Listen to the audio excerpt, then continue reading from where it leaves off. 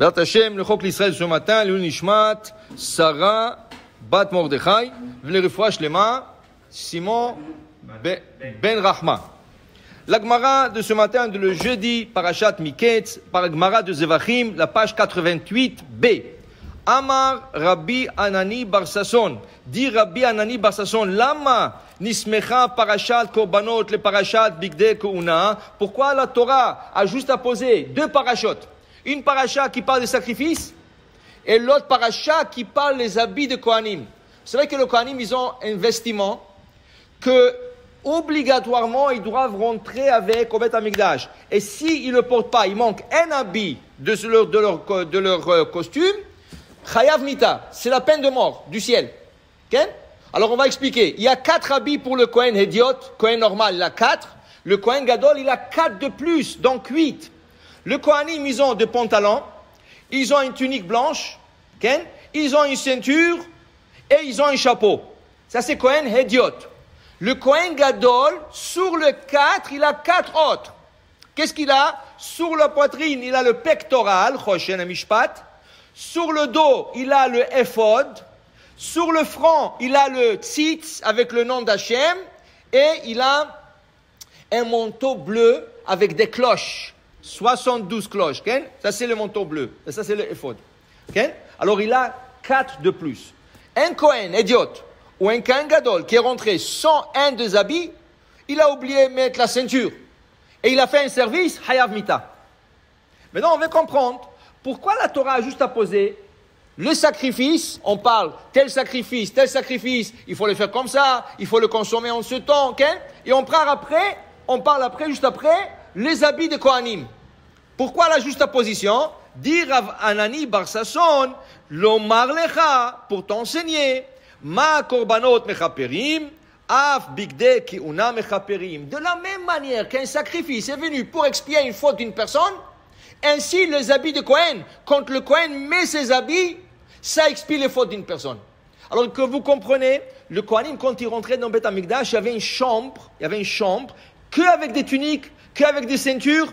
Mais non, la tunique, elle doit être slim fit. Ça veut dire qu'elle doit être exacte sur lui. Pas la manche un peu grande, pas la tunique un peu dépassée. Non, il doit être... Alors il y avait là-bas des tailleurs, des Kohanim, des tailleurs. Et quand tu venais, ils te regardaient, ok, toi tu as besoin extra small, toi tu as besoin medium, toi tu as besoin... Et ils le portaient, ils le essayaient. Si ça n'allait pas, il y avait une chambre plein. Alors, c'est pas les tailles qui manquaient. Ils avaient small, extra small. Ils avaient grand, extra large. Il y avait toutes les tailles. Pour que ça va à la perfection à la personne. Sur mesure. Okay? Maintenant, le Kohen, il met ses habits. Regardez qu'est-ce qui se passe quand le Kohen s'habille. Qu'est-ce qui se passe? Il dit ici, coutonnette, quand ils mettent leur tunique, ça expie mechaperet al shfichut damim. S'il y avait un meurtre qui a été commis la veille, ça enlève le péché du meurtre d'Eretz Israël.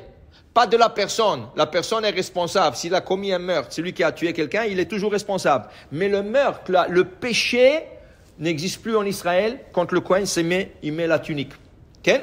Après, il nous dit que le pantalon était là, le chassot besar erva, mechaper al gilou ayarayot. Ça enlève l'adultère qui a été commise la veille. S'il y a des gens qui ont commis de l'adultère la veille, ça expie tous les péchés de l'adultère quand le Kohen il porte son pantalon.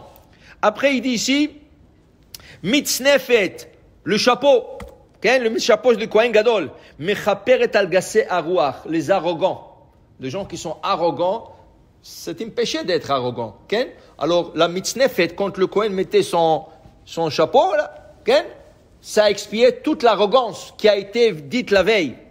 Après, il dit, Choshen, le pectoral, avec les 12 pierres, qu'est-ce qu'il expie quand le Kohen Gadol lui met? Mechaper à la dinin. S'il y a des juges, la veille, ils ont fait un mauvais jugement, selon qu'est-ce qu'ils pensaient, ils ont fait un jugement, mais c'était un mauvais jugement, c'est un péché de faire un mauvais jugement. Mais bon, un homme c'est un homme, alors il a fait qu'est-ce qu'il pensait. Mais quand même, ça reste un mauvais jugement. Quand le Kohen mettait le choshen, quand le Kohen mettait le pectoral, ça enlevait le péché des mauvais jugements. Après, la Gemara dit, Le éphod, c'est comme les tabliers qui se portent à l'envers. Cet éphod-là, mechaper al avoda zara, il enlevait le péché d'idolâtrie qui ont été commis la veille. Et après, qu'est-ce qui reste? Le tzitz. Le tzitz, la plaque en or, ça expie sur l'effrontement. Azpanim, azout, chutzpah, ça enlève ça. Et après, le me'il, le manteau, vient expier sur la shonara. Si des gens parlaient la shonara, ça expie. Pourquoi? La Gemara explique. Quand les gens veulent parler la shonara, ils vont en cachette. Ah, tu as vu qu'est-ce qu'il a fait celui-là? Tu as vu qu'est-ce qu'il a dit celui-là? C'est la shonara, mais tu lui dis en cachette pour que personne ne t'entende. C'est pour ça que c'est la shonara. Le Kohen avait un habit avec des cloches qui font du bruit. Et le bruit des cloches, ils ont expié les fautes de la shonara qui ont été commises. Pour vous dire que les habits dans le judaïsme, c'est quelque chose de très important. Comme tu comprends qu'il y a une différence, quelle est la différence entre un policier, un pompier? C'est leurs habits, c'est leur tenue. Quand un policier, tu vois la tenue, sauf quand ils sont en grève, alors ils sont avec jeans, mais normalement, quand il est en bonne tenue, on dit, ah, ça c'est un policier, je le respecte parce qu'il est policier. Les gens ont peur parce que c'est un policier. Quand tu vois un pompier, dis, ah, celui-là, il sauve les gens, celui-là, il couvre feu. Chacun est respecté selon leurs habits. C'est pour ça qu'on dit qu'en hébreu, comment on appelle l'habit? Beged. Beged, en hébreu, c'est l'habit. Ça vient du mot boged, traite.